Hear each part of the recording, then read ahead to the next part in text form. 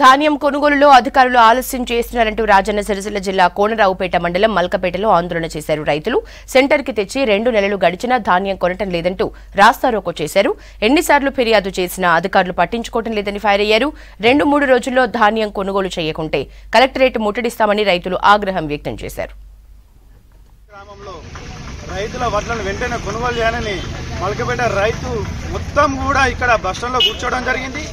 ఈ ప్రభుత్వం వెంటనే రైతులను ఆదుకొని ఈ వడ్లను కొని ఆదుకోవాలని మేము మల్కపేట రైతుల పక్షం నుంచి హెచ్చరిస్తున్నాం. అలాగే ఇప్పటికీ 2 నెలలు అవుతుంది, అయినా కానీ వడ్లు కొనుగోలు చేయడం నిజంగా ఎంత దుర్భాగ్యం అంటే ఈ రైతులను పట్టించుకున్న పాపన ఏ ఒక్క ప్రభుత్వ అధికారి కూడా లేడు, ఏ ఒక్క మిల్లర్లు కూడా లేడు.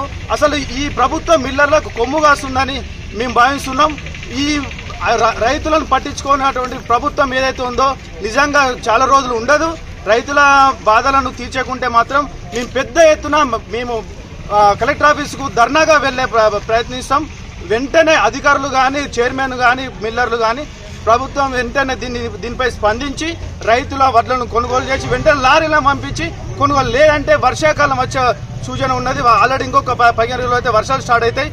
రైతులు నెట్టేట ముంచడం తప్ప ఇంకొక మరొక ఉద్దేశంగా అని చెప్పి ఈ రైతుల మల్కపేట రైతుల పక్షాల నుంచి మేము డిమాండ్ చేస్తున్నాం.